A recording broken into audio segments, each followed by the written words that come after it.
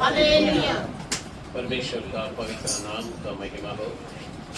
आए हुए सभी लोगों को प्रभु यीशु मसीह के सामर्थ्य नाम से आप सबको स्वागत है। पिछले दिनों में इस जगह पर मुझे परमेश्वर के दास के लिए मैं परमेश्वर को अधिक धन्यवाद देता हूँ,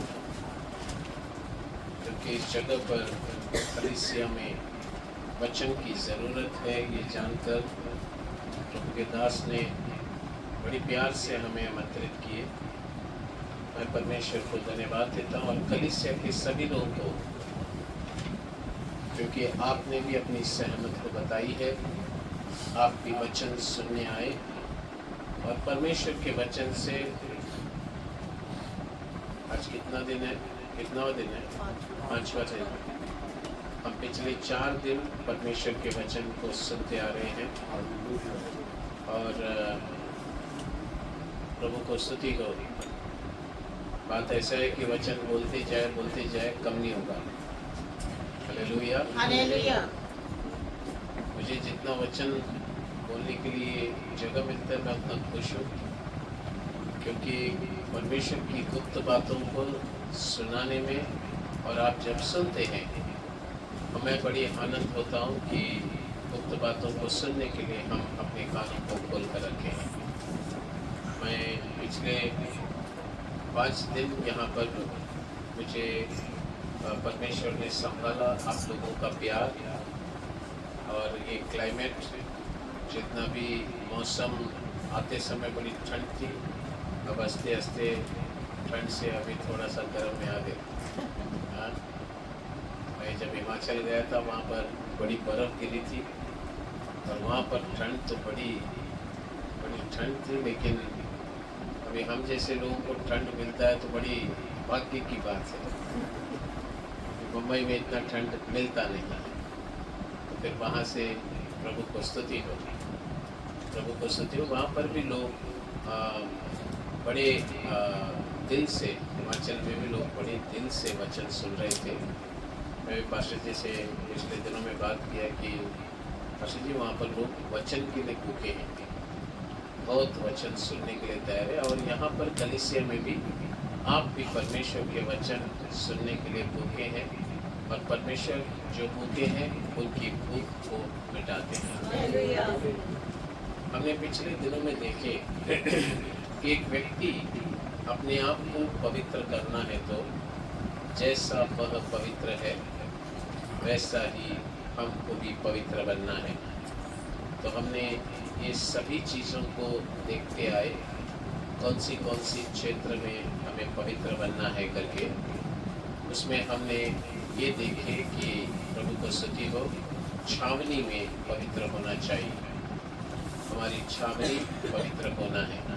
छावनी अगर पवित्र है तो परमेश्वर छावनी के अंदर आकर रहना चाहेंगे।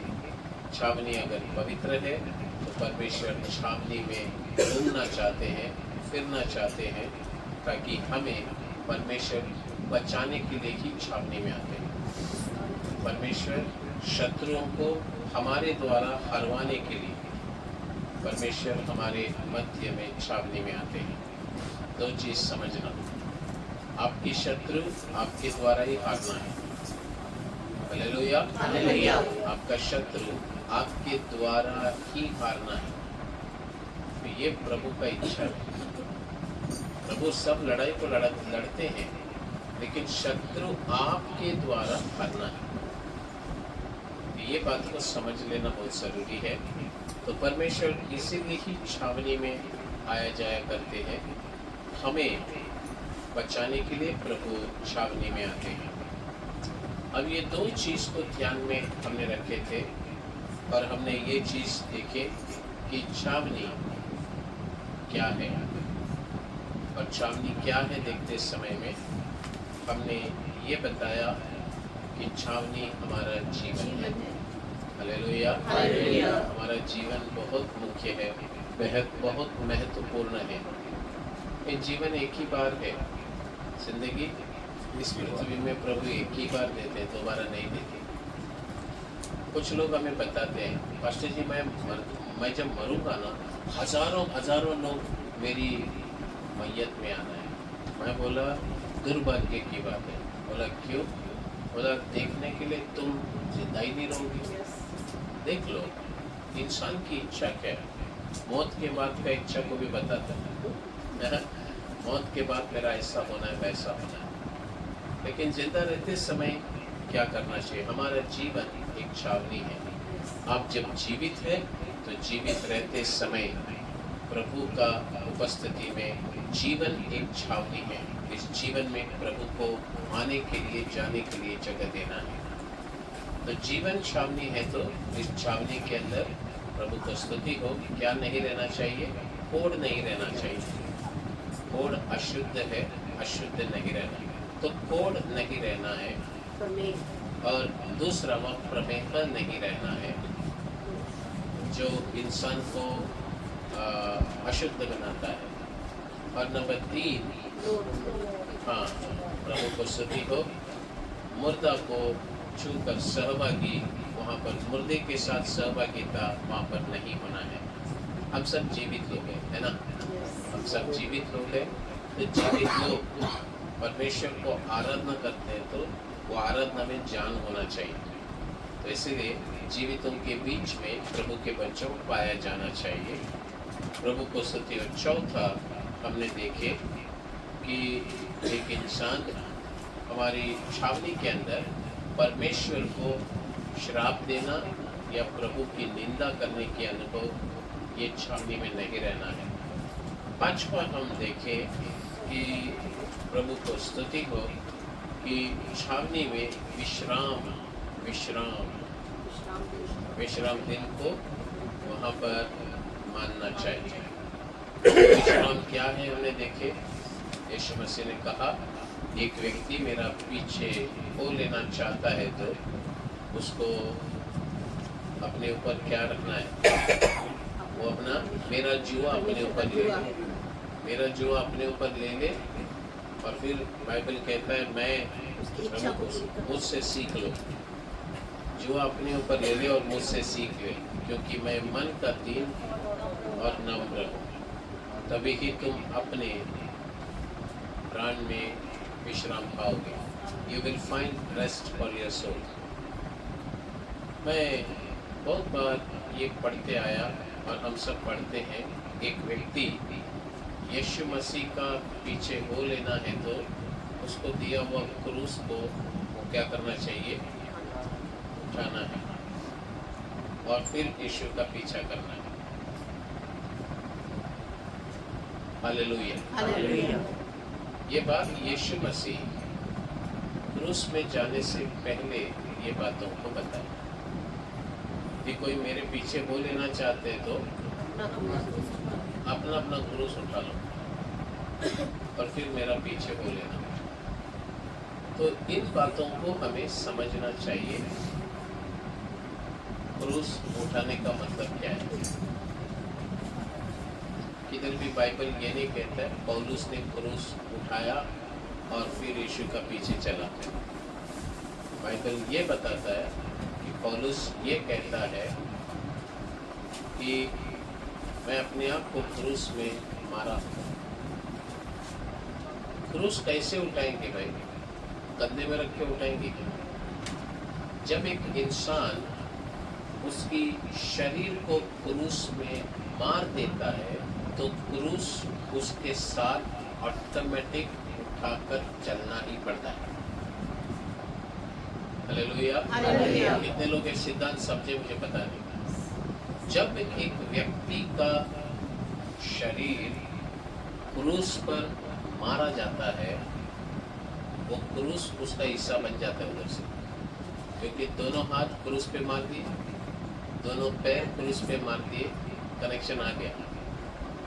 तो क्रूस उठाकर चलना करके कहते समय हमारी शरीर को क्रूस पर मारना है और मारते समय क्रूस ऑटोमेटिक उठकर चलेगी।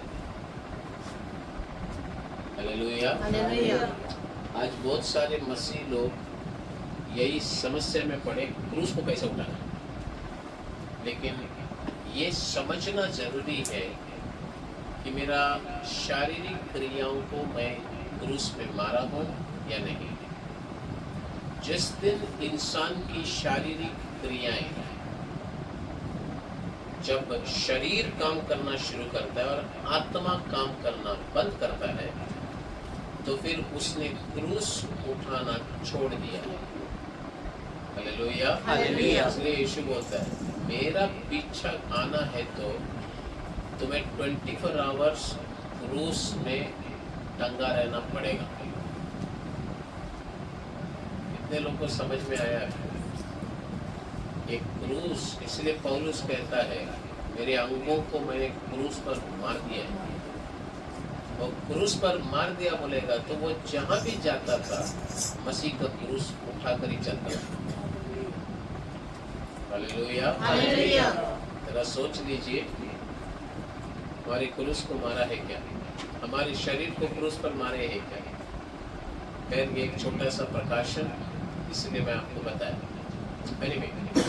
तो बात ऐसा है कि परमेश्वर का इच्छा, अभी एक बात बताता हूँ, ये क्रूस उस कनेक्शन में आता है जब एक इंसान प्रभु का इच्छा करना चाहता है तो अपना इच्छा को क्रूस पे मार देना है। अपना इच्छा को क्या करना है? शादी भी करने का रहेगा तो मेरा इच्छा का लड़की नहीं, प्रभु का इच्छा का लड़की को शादी करेगा। ये बात मैं बड़ी बोझ के साथ बता रहा हूँ। प्रभु से बोलना है, मेरा इच्छा क्रूस पर मार देता हूँ, अब मुझे प्रभु तू जो बताएगा वही मैं करूँगा।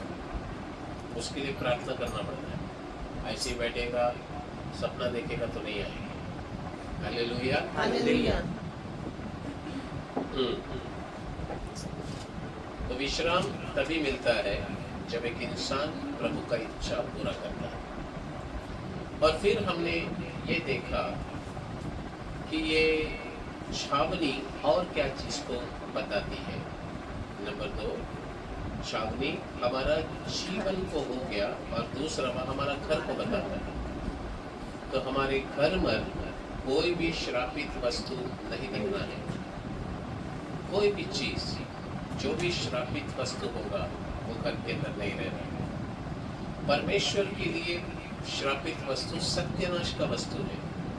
अगर सत्यानाश का वस्तु हमारे घर पर होगा तो वो सत्यानाश का वस्तु आपको भी सत्यानाश का वस्तु बना देगा। यानी कि जब अगर सत्यानाश का वस्तु आपको सत्यानाश का वस्तु बना दिया तो फिर आपका खेल खत्म। कभी भी उसे मारना आसान हो जाएगा आपको। तो हमारे घर के अंदर श्रापित वस्तु नहीं रहना है। तो हमारा घर परमेश्वर का छावनी है। नंबर 3 हमने देखे, परमेश्वर का कलीसिया परमेश्वर का छावनी है। ये कलीसिया में प्रभु आते हैं, जाते हैं। घर पर प्रभु आते हैं, जाते हैं। तो ये कलीसिया में क्या मिलता है? कलीसिया में प्रभु को स्तुति और बादल है। बादल क्या चीज को बताता है? परमेश्वर का मार्गदर्शन को बताता है। बादल जहां जहां जाती थी इजरायलियां वहां जाते थे, मार्गदर्शन। उसके बाद ये छावनी में और क्या क्या मिलता है? कलीसिया में क्या क्या मिलता है? कलीसिया में प्रभु को स्तुति और ओस मिलती है। कलीसिया छावनी में ओस है। ओस क्या चीज को बताता है? ओस परमेश्वर का अनुग्रह को बताता है। ओस सुबह सुबह गिरता है और इस समय मिलेगा अनुग्रह भी, और कोई नया नया मिलता है। उसके बाद छावनी में और क्या हमें, कलीसिया में और क्या मिलता है? कलीसिया में हमें मन्ना मिलता है। मन्ना परमेश्वर का वचन, हमारी प्राण को संतुष्ट भोजन देकर तृप्त करने वाला मन्ना मिलता है। और कलीसिया के अंदर और क्या मिलती है? कलीसिया के अंदर वो लोग मिलता है जो परमेश्वर के साथ खड़े हैं। परमेश्वर का दास लोग, लेवी के पुत्र जो परमेश्वर की ओर से हैं, वो लोग कलीसिया में मिलते हैं। तो ये लेवी परमेश्वर के दास है जो हमारे प्राण के लिए परमेश्वर के पास हिसाब किताब देते हैं, प्रार्थना करते हैं। ये प्रभु के दास लोग आत्मिक मन्ना नहीं तो आत्मिक वचन को देते हैं। वही लोग हैं जो एक व्यक्ति को मसीह में स्थिरता से खड़े रहने के लिए मदद करते हैं। जब प्रभु के बच्चे दास लोग परमेश्वर की ओर से है तो आपको भी परमेश्वर के पास ही लेकर आने का काम करते हैं। छावनी में क्या मिलता है? छावनी में, कलीसिया में हमें भविष्यवाणी मिलता है।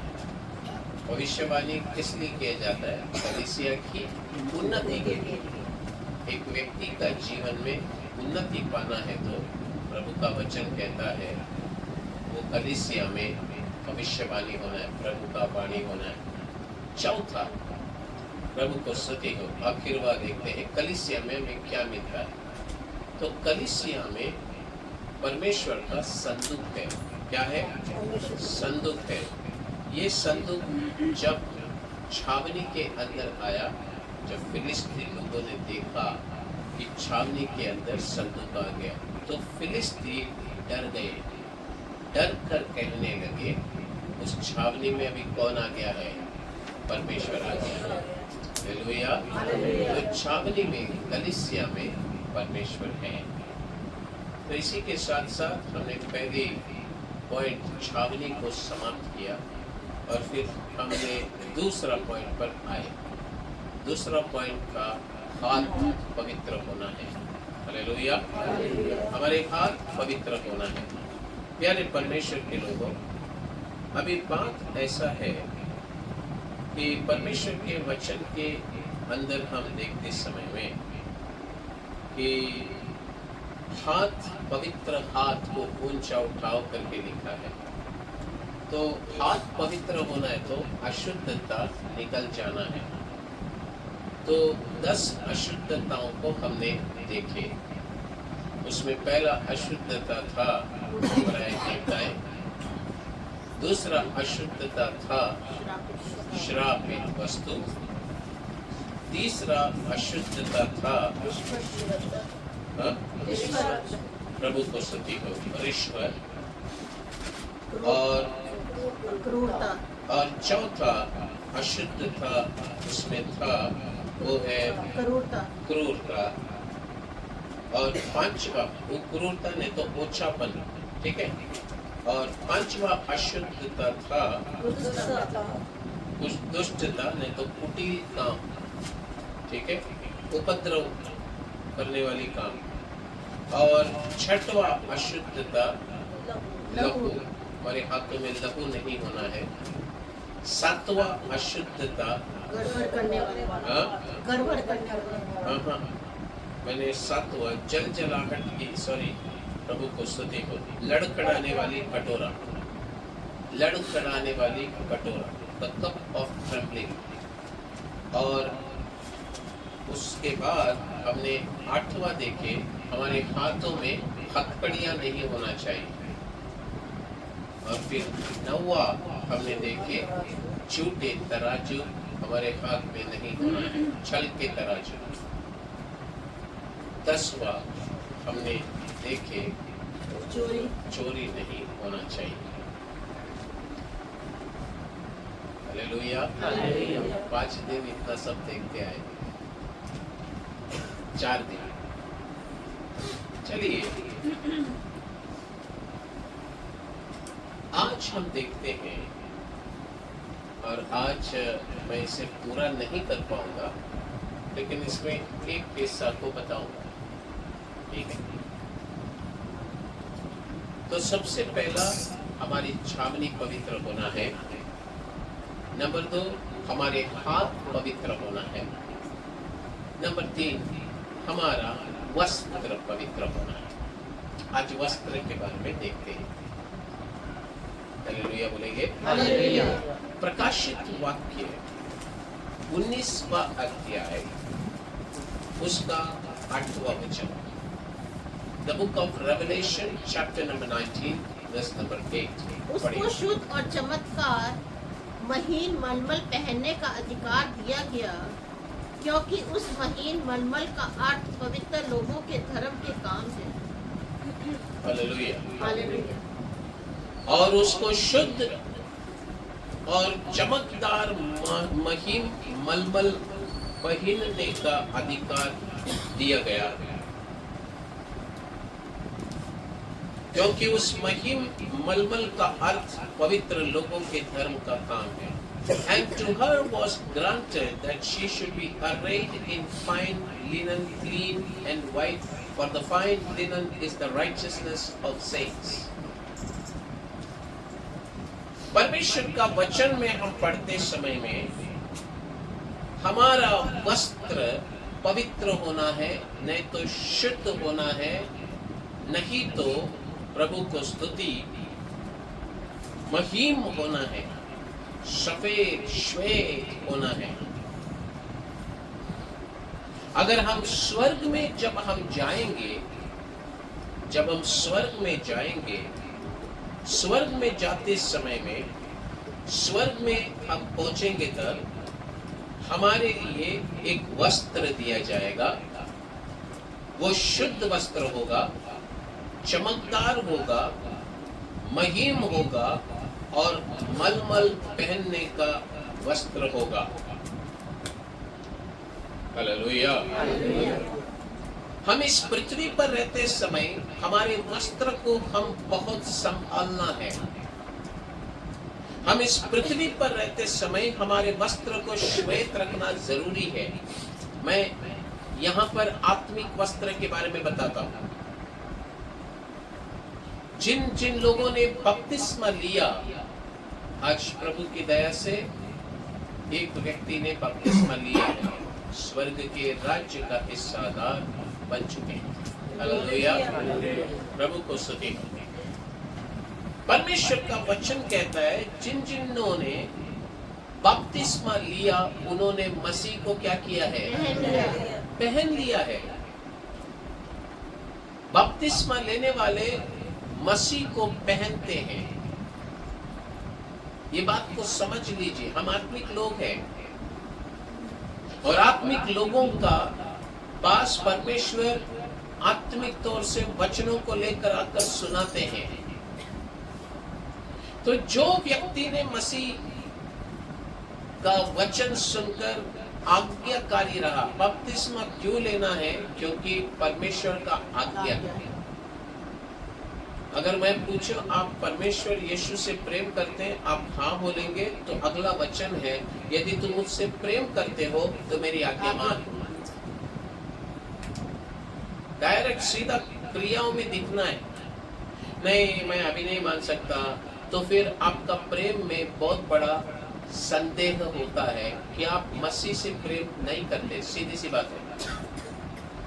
प्रेम करने वाले के पास सोचेंगे, अभी नहीं, बाद में देखेंगे, ये सब प्रेम करने वालों का मुंह में नहीं आता है। प्रेम करने वालों का एक डायलॉग है दुनिया में, प्यार किया तो, अरे भाई आप सबको मालूम है, सबको मालूम है, प्यार किया तो डरना क्या। और जब हम ये चीजों को जब बोलते हैं तो हम बोलते हैं कि ये किसी इंसान के साथ प्यार होता है तब होता है। ना ना ना ना, आप मसीह से जब प्यार करते हैं तब ये वाक्य को बोलकर देखो। Hallelujah, hallelujah. मैं मसीह से प्यार करता हूँ, तो फिर मसीह से प्यार किया तो मुझे किसको डरना है? क्योंकि आप जीते हैं मसीह के लिए, आप मरेंगे भी मसीह के लिए।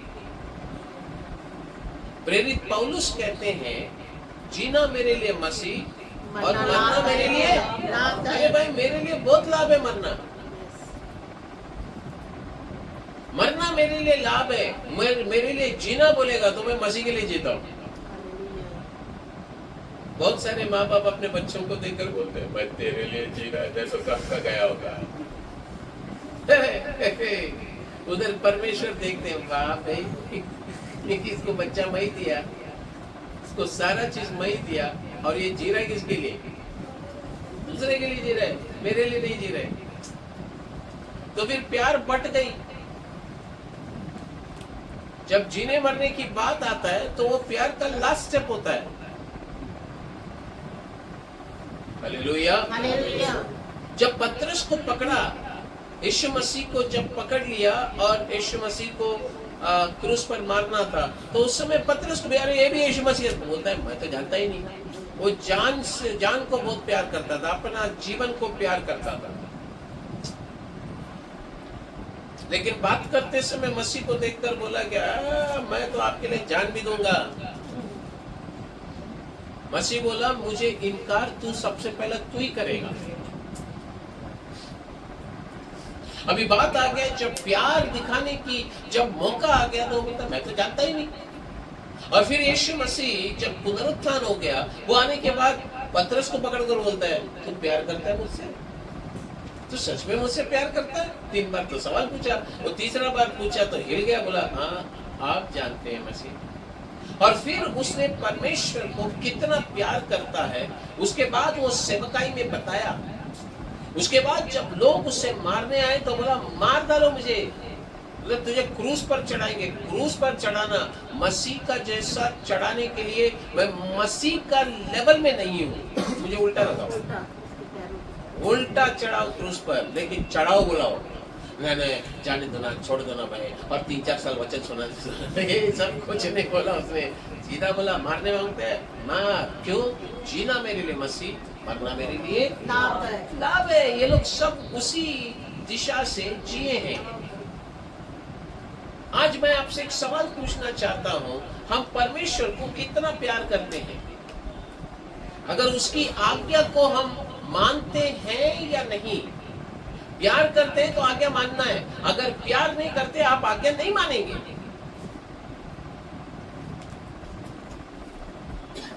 प्रभु को स्तुति हो। तो बात ऐसा है कि हमारा वस्त्र को हम पवित्र रखना जरूरी है, हमारा वस्त्र को हम श्वेत रखना जरूरी है।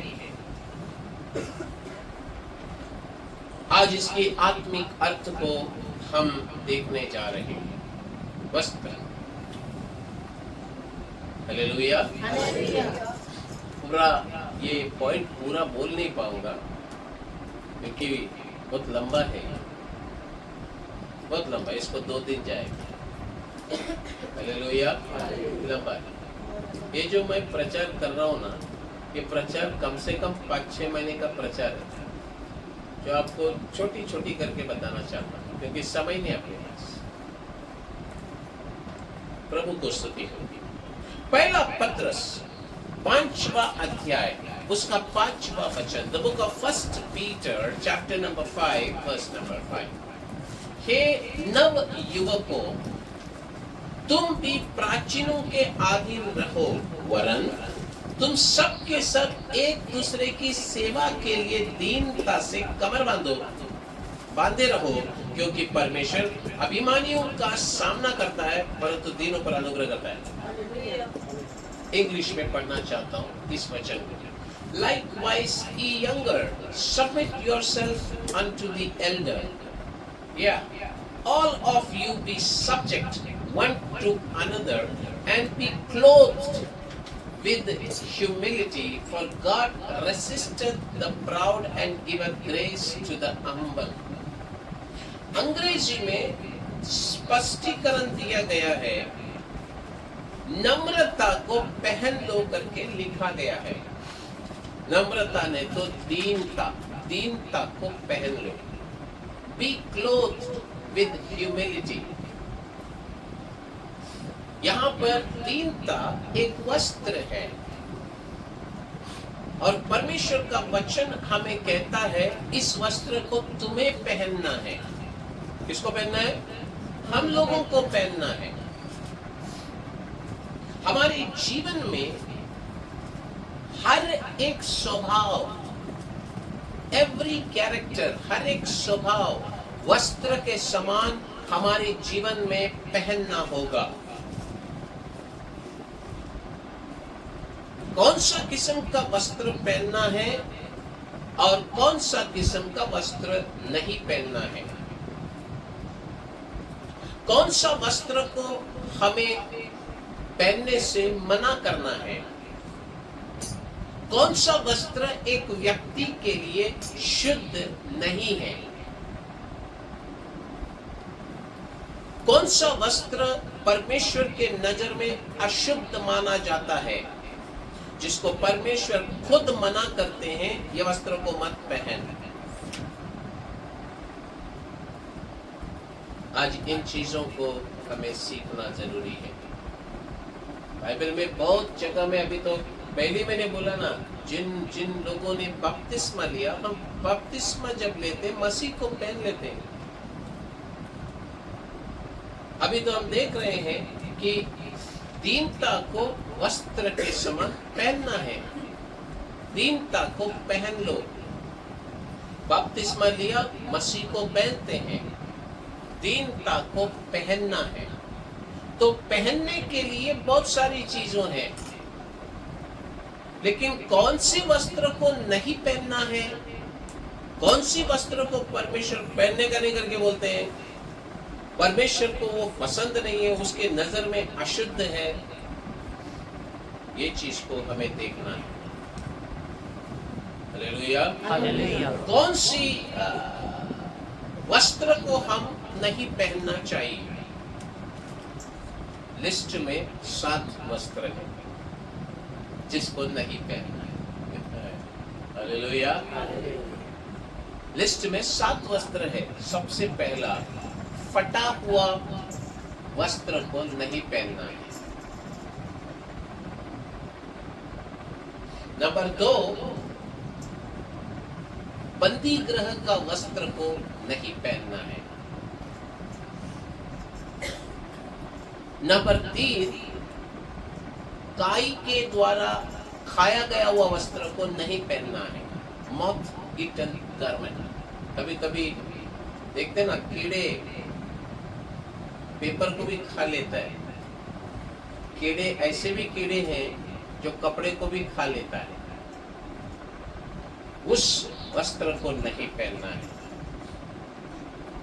चौथा, श्राप के वस्त्र को नहीं पहनना है। तो श्राप का भी वस्त्र है, यस है, नहीं पहनना है।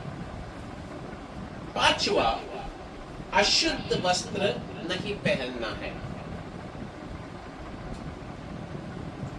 6वां, पुरानी वस्त्र नहीं पहनना है, ओल्ड गारमेंट। और 7वां, हम लोग जब कॉटन का कपड़ा खरीदने जाते हैं तो उसमें देखते हैं पॉलिस्टर मिक्स रहता है। प्योर कॉटन बोलते हैं, लेकिन उसमें लिखा रहता है पॉलिस्टर मिक्स। वैसा मिलावट वाली वस्त्र नहीं पहनना है। हालेलुया। प्रभु को स्तुति हो। बहुत अच्छा टॉपिक है। बहुत आत्मिक गहराइयों को इसमें देख सकते हैं। प्रभु को स्तुति हो। जब भी परमेश्वर का वचन हमें यहाँ पर बताता है, ये 7 लिस्ट में लिखा गया हुआ वस्त्र जो है, ये वस्त्र अगर एक इंसान के जीवन में दिखाई दिया तो परमेश्वर उस व्यक्ति से प्रसन्न नहीं होते हैं। God is not pleased with that person। क्यों? क्योंकि परमेश्वर मना किया हुआ वस्त्र को वो पहनता है, तो परमेश्वर कैसे प्रसन्न होंगे? ये जितने भी वस्त्र को मैंने बताया, ये वस्त्र को निकालकर फेंक देना जरूरी है, उतार देना चाहिए। अगर पहना है, उतार दो। ये सब आत्मिक वस्त्र है, ठीक है ना? जब लिखा गया है कि हमारा वस्त्र श्वेत होना है, साफ होना है, पवित्र होना है, तो सबसे पहला ये देखना चाहिए कि इन 7 वस्त्रों में से कोई वस्त्र को मैं पहना तो नहीं है, मैं तो मेरे जीवन में इन वस्त्र तो नहीं है। ये खुद को परखने का एक अनुभव हमारे अंदर होना है। आज हम दूसरों की वस्त्रों को बहुत आसानी से परखते हैं। दूसरों का जीवन को परखना हमारे लिए आसान लगता है। उसकी गंदगियां हमको जल्दी दिखता है। उनके वस्त्र के अंदर की हर एक छोटी छोटी दाग हमको दिखता है और हम उस दाग को लेकर उसका प्रोपेगेंडा इतना करते हैं कि पूरा एडवर्टाइज करके डाल देते हैं। अरे मालूम है क्या इसने ऐसे किया है, मालूम है क्या इसका जीवन ऐसा है, मालूम है क्या ये ऐसा है। हम लोग बोल बोल कर उसकी अपमान और उसकी निंदा करते हैं।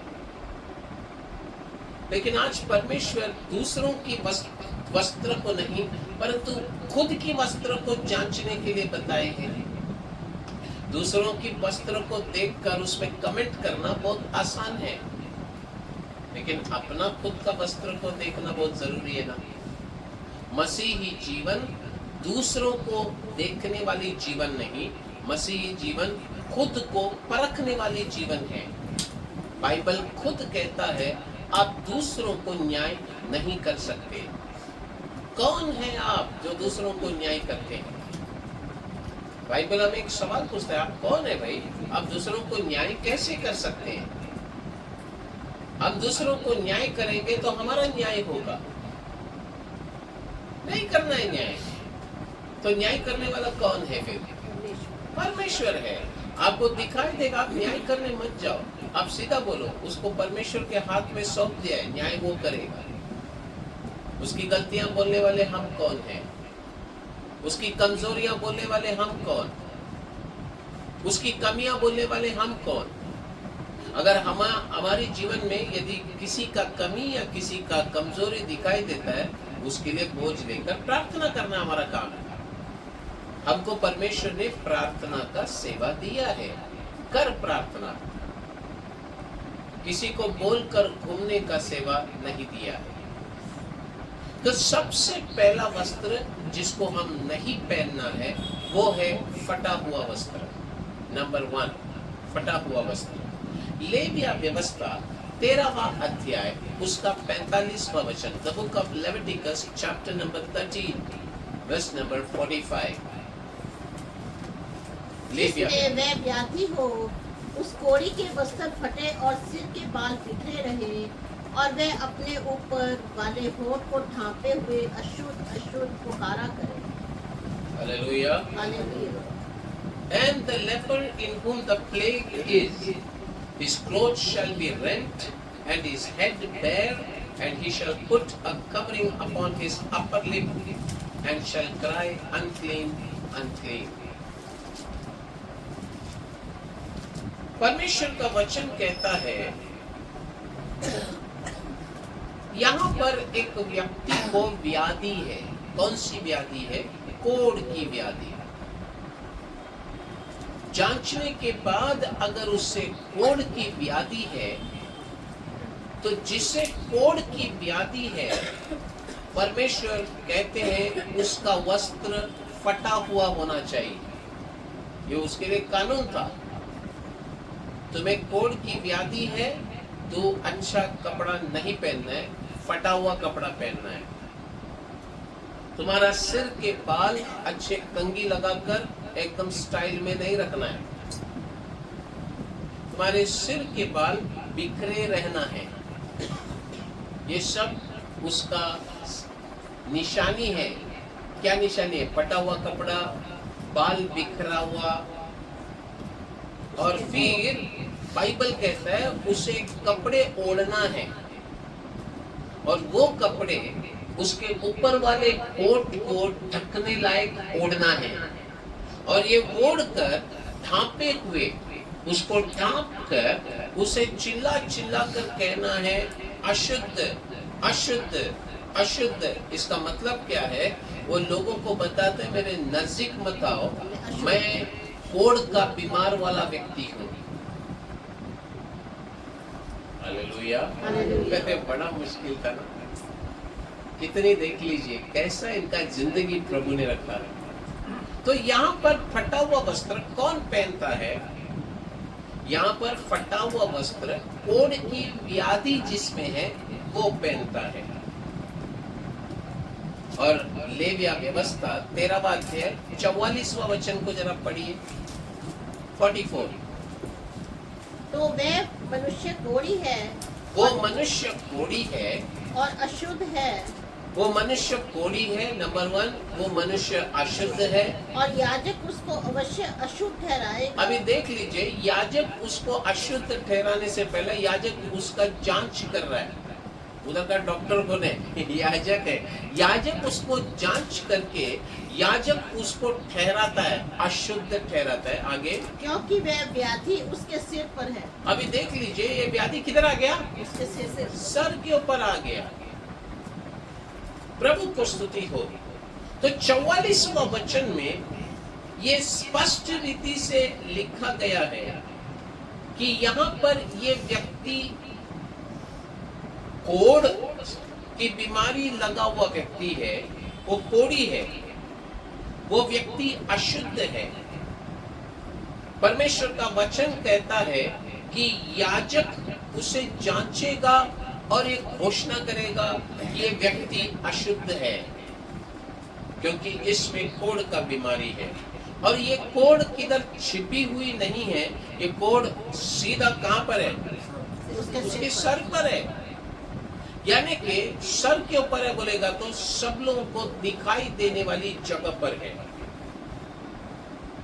तो फिर ऐसा एक इंसान के लिए परमेश्वर कहते हैं इसका कपड़ा फटा हुआ रहना चाहिए।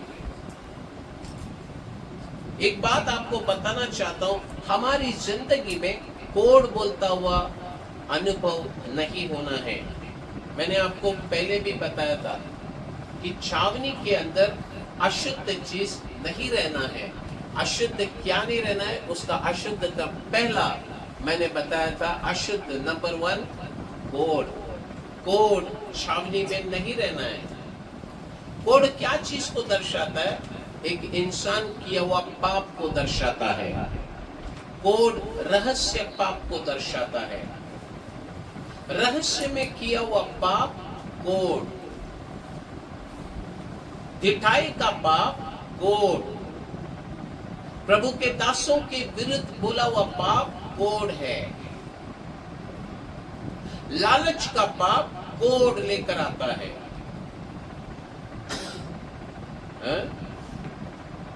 और फिर झूठ बोलने वाली पाप कोढ़ है। हमने तो बाइबल में कोढ़ के विषय में तो अच्छी तरह से वचन पढ़कर जान लिया है। इसीलिए मैंने कहा हमारे जीवन में कोढ़ नहीं होना चाहिए, यानी कि पाप नहीं होना है। मैंने आपको इसलिए पहले ही कहा है, ये कोढ़ पाप को बताता है। अगर हमारे जीवन में ऐसी अशुद्धताएं हैं तो फिर हमारा वस्त्र फाड़ दिया जाएगा। फिर मुझे सुनने वाले परमेश्वर के लोगों, जब एक व्यक्ति मसीह में आता है, मन फिराता है, बपतिस्मा लेता है, मसीह को पहनता है, वो आत्मिक वस्त्र को पहन लिया।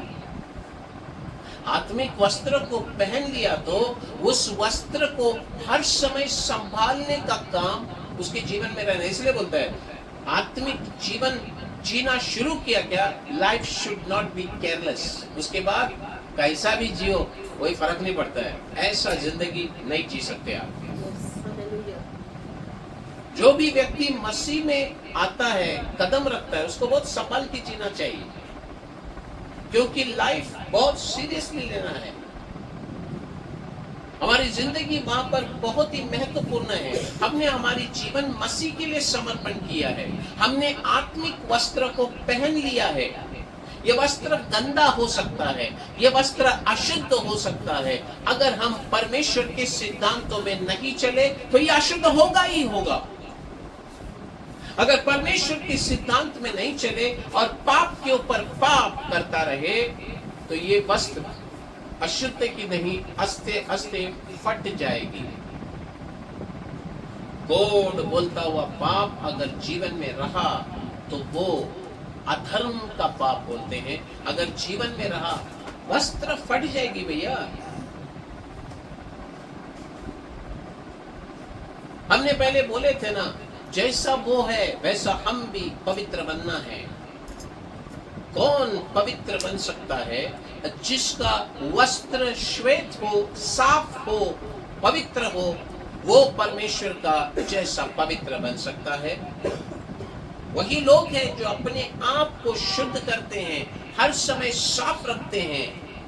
वो वही लोग हैं जो हमेशा पवित्रता के बारे में ख्याल करते हैं। एक सफेद कपड़ा पहनने वाला व्यक्ति कहीं भी जाएगा तो कपड़े का बहुत ध्यान रखता है। बहुत लोग सफेद कपड़ा जल्दी पहनते हैं, अरे गंदा होता है, मैं संभाल नहीं पाते, कुछ लोग ऐसे बोलते हैं। लेकिन जो सफेद कपड़ा पहनता है वो बहुत ख्याल से बैठता है, उठता है, चलता है। आपको एक बात बताता हूँ, जो श्वेत वस्त्र हम स्वर्ग में पहनने वाले हैं, उस वस्त्र को पृथ्वी से ही पहनना शुरू करके ट्रायल बेसिस में हमको पहना के रखा गया है। हम मसीह को पहन लिए हैं। तो परमेश्वर देख रहे हैं यहाँ पर ये अपना वस्त्र को संभालता है क्या? इसे पहना हुआ वस्त्र में कोई दाग लगा है क्या, या फटा हुआ अनुभव में है क्या? ये सुनने वाले परमेश्वर के लोगों, आज परमेश्वर हमसे सवाल पूछते हैं, आपका वस्त्र फटा हुआ है? कुछ लोग बोलते हैं हमने तो बपतिस्मा लिया नहीं, मेरा तो टेंशन ही नहीं है। आपको बताता हूँ आपको क्या टेंशन है, वो भी बताता हूँ। जो बपतिस्मा नहीं लिया है ना, उसका टेंशन और ज्यादा है। क्या टेंशन है वो भी बताएंगे।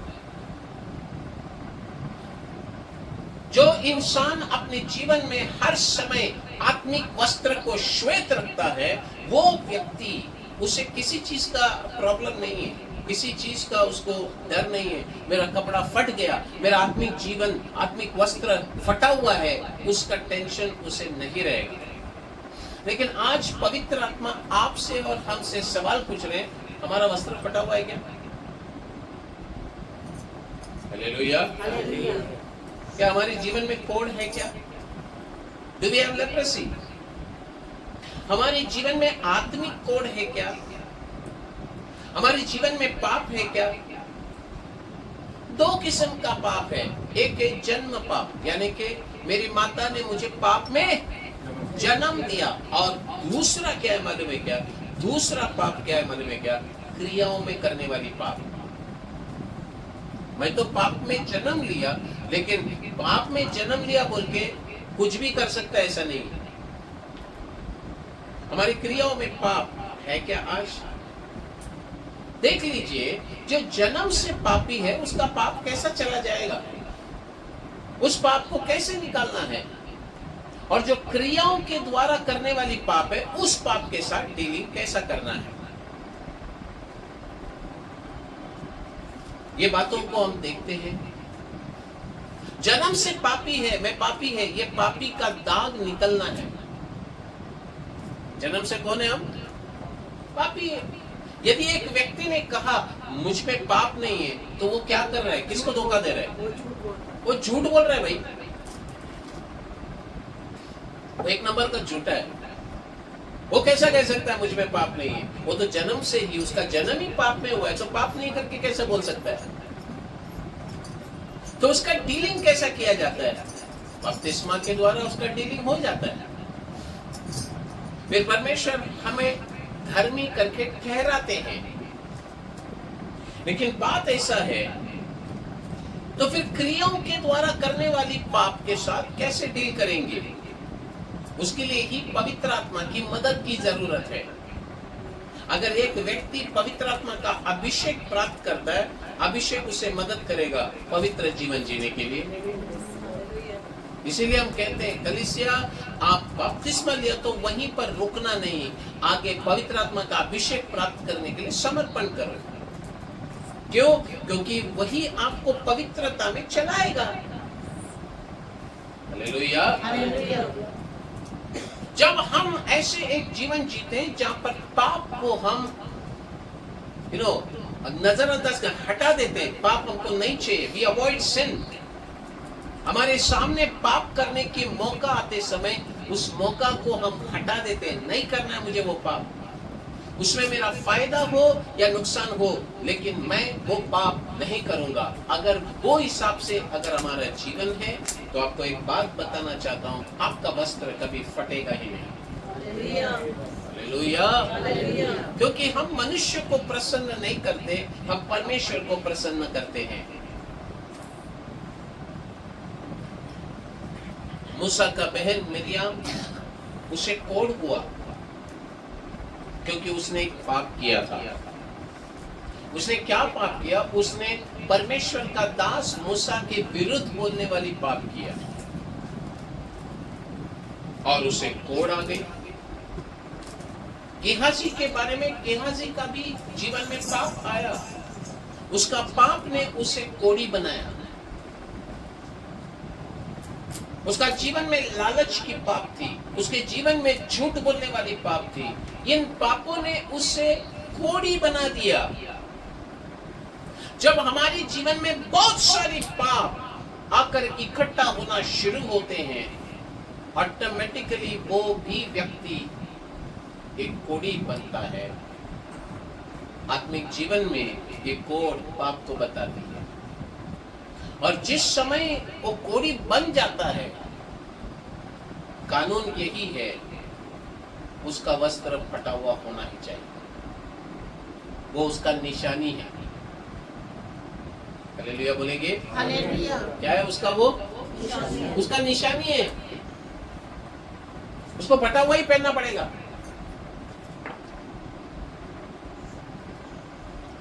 आज परमेश्वर हमको समय दिया है, अपने आप को सही करो। जीता है तो प्रभु को डर कर जिए, इंसान को नहीं। पुरुष पत्नी को डर कर ना जिए, पत्नी पुरुष को डर कर ना जिए, पति और पत्नी दोनों परमेश्वर को डर कर जिए। क्योंकि परमेश्वर का डर इंसान को पवित्रता में लेकर जाएगा। इंसान का डर इंसान को छुप कर पाप करने लगाएगा। वो देख रहे, ये देख रहे, अरे ईमानदारी से। हालेलुया। हालेलुया। समझ रहे हैं ना? यस। ठीक। अभी फटा हुआ वस्त्र के बारे में मैं तो इतना सब बोला, लेकिन आपको कुछ बात और मुझे बताना है। प्रकाशित वाक्य 16वां अध्याय 15वां वचन। The book of Revelation chapter 16 verse number 50। मुझे हमारे बीच में से कोई एक व्यक्ति पढ़ना है। देख, मैं चोर के समान आता हूँ, धन्य है वह जो जागता रहता है। रुकिए, देख, ये कौन बोल रहा है? यीशु बोल रहा है। यीशु खुद बोल रहे हैं, देख मैं किसके समान आ रहा हूँ? चोर के समान। चोर का जैसा आता है। चोर का सामान बोले तो चोर आपको एड्रेस देखकर, टाइम देखकर, टेलीफोन नंबर देखकर आता है क्या? नहीं आता। मैं चोर के समान आता हूँ। कब आएगा किसी को नहीं पता। देख, मैं चोर के समान आता हूँ, धन्य है वह जो हाँ। जागता रहता है। धन्य है वे जो जागता रहता है। ओके। और अपने वस्त्र की चौकसी करता है। अभी देख लीजिए, धन्य है वे जो जागता रहता है। और जागकर क्या काम कर रहा है? वो चौकसी, अपना वस्त्र का चौकसी कर रहे हैं। किधर पड़ गया किधर दाग लगा क्या? हर समय वस्त्र का चौकसी करते रहता है। आगे कि नंगा ना फिरे, कि नंगा ना फिरे, है, और एक बार कि नंगा ना फिरे। अभी समझ में आ रहे? वस्त्र का चौकसी करना चाहिए भैया।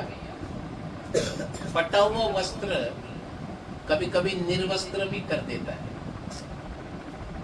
आप सोचिए, आपका वस्त्र फटा हुआ है, आप उसको पहनेंगे,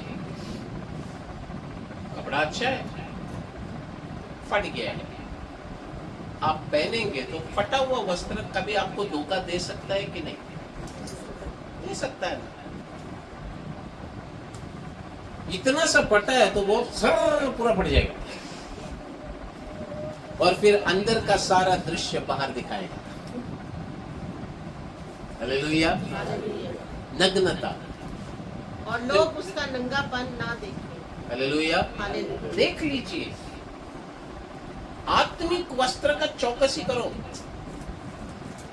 आपने मसीह को पहना, आपने बपतिस्मा लिया, मसीह को पहना, तो फट गया है क्या वस्त्र? कोड लग गया है क्या मुझे? पाप आ गया है क्या मेरे जीवन में? ये वस्त्र पहना हुआ लोग सोचने वाली बात।